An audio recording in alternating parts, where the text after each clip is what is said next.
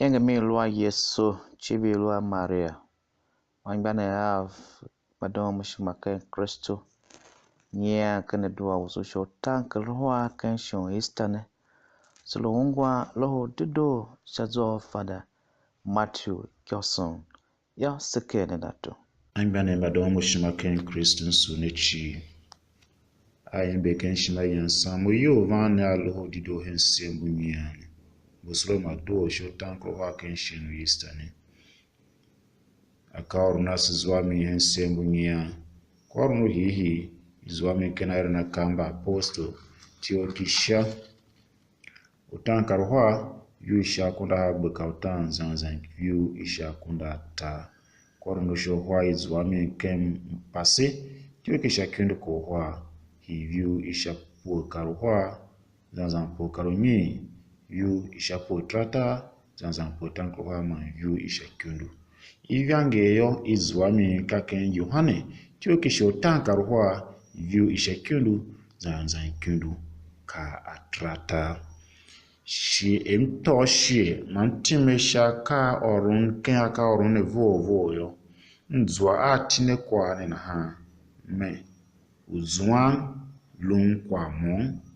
va Kristo ngane badongo shimaken Kristo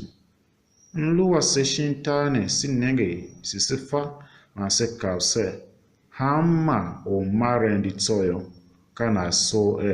mbaye banam ma vezua ma volugungu mo am papshio shin ayos shio ma ya unyohe ma unenge angane shin ango vezua volukwa moyo nsanyo kalu hentsumbola Yesu Kristo chi mawe ayen shatena ya atoshie oremin sen kokina mansen u Yesu ya shamba poso nane inge ken vyange Yohane tioke shapo Utaankaruhar tioke biblo kine chito kika unge worun kwa shako nsen u Yesu shamba hene na ve usizua mi hensemu mia slu orun so ken Adua hensemu nyane kaviu ishakundu zanzankundu karatrata ajira Yesu Kristo henshembe ingine airinsene krakasha chumba hene natsega pa airinsene sha chumba ramba baba najiji kenkwa orun umba hene nabla pa kankane ma Yesu ao kemsene jim ma kasha chumba tse mlwere nsenga bakasha chumba veva namjiji shakwa oru mbara kwa sha uvechi velukwa mu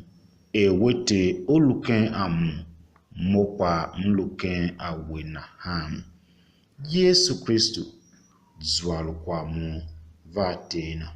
aninge mzona ulunkwa mu vatena ne lukodon pishi shiken sharena shaudo shimama nzomune azahime akuren shoyo asonte na shachumba aposto na kwa wedzwa ulukwa mu mashihama o unava na jiji kenkwa orun mba aposto na lakpa kengbelo gene yasikase se kolufe gene kwashi kyo yaba ken hemela alo ebe pa wedzwa jiji na ken Yesu sepas na jiji gena ya nsemu Yesu Kristo ne ngoshatio yase kwave palovan ken hemela pa ngbane ha ka ken gbena ne manka me hensemu nya tinne kwa shin sima kwa uvesen ken Adua wasene yo kause zwan lun kwa mu vea Kristo ma ayo ase alo sizwa semba kwa mu a Kristo ma hama oyo sechi suluam san yo Kristo nsan yo ondu ken avese ma ka ken gbendane yo mbakine mba ka ondu ka pa va nenge va fa ma va na jiji sechi sema badondon ba Yesu Kristo ye Yesu Kristo zahime awo kwa ken vyangene aka etere ba uneyo kan apevechi ma velu amu imyongo kashare mi Yesu jin batia nonchi ma velu hen ape unlio ma velu ana imyongo angane ha sechi bapesi dondo Yesu Kristu gadia sechi simba iyua iyaondo hen Kristu no yilan sechi sesiva sesi luvana sesi dondo sesi undo akatane sesi dondo kashacho na ha ma kenkwa orun usizwami kwa ọrụ n'ushokwa usizwami ke mpasela Yohane ya nege ke mpasene na awo kwa aka Yohane nege ke mpase na ha awo kwa aka sho Yesu unavava shin unahideyo unana hamo wasechi inja shaton una yo hamao nango inja sha iye ton ina gadia apasagba Yesu ka alpha ma omega uhihi ma umasetio nhi ma nku ka mise o davadi Yesu kaisha ipepe Atzaheme auravese hamao unalu ngwan kwa ọrụ shinkane mayo nava enyi olumure kona nava nguho ngere ma bili alweka jemi koro va nguho kwa yan bili nyito kwa ilu sharen yo ma uva hen Yesu Kristu ngoro na besi nguho kwala hen ana bili hen sembunia na pachimuva uvanguhu iyuwa ibili ingere ma kwa yane hen Yesu Kristu alu alpha ma omega laya umbu ken pasetio kia kundu koha view ishapo kaunila ka oru na bese he sazamba ve akundo ve sha uve alu ai ve akundo ve velu wangla ma ve akuma uva vadzwa anja kenkon umma utsoruni na chima vuvayo ambianwa udon mushima ambiane ha nonge uona kondo nonge ulungwan Yesu Kristu kahun iluna ese sihingi wae alo sihide hana se vahana achowa se yoyo una ose sihingi wa se kuma unyorun tema ya mashima vana shaye sichi sizua silukwamu vana yo kaken gbendane otika onja kwa akaye wae una o avia na tembereya na nafati otema ya kwa ya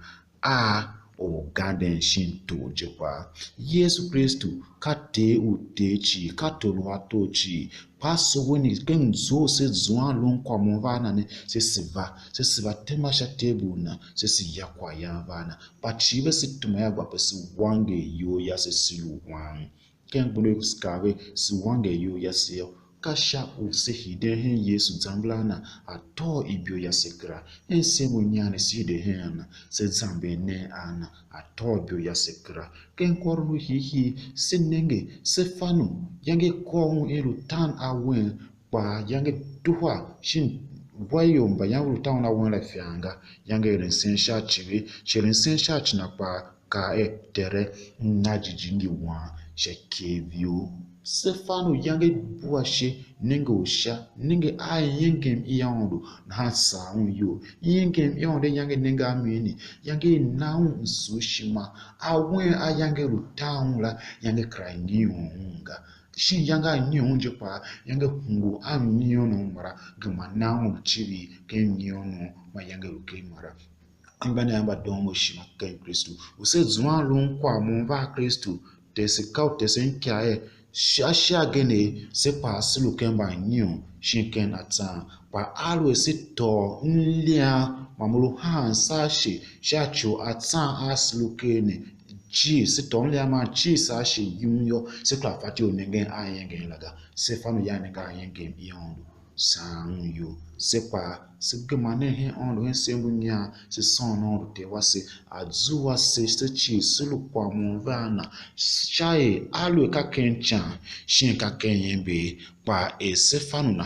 ha ma shin sin wase yo alu tere na jijingi wansha kevio tere na umma wansha kevio ken gbenda ne yo silu ken yembe insan yo ya ondu shahama shinchi te asuse asema anasevere na ken Kristo to wase amen. Ambiana African Kristo gunka mpaso Loho Dedoo shazo fana Matthew jene yaro ne Dedoo ne ngwavese Adua sha ladi ado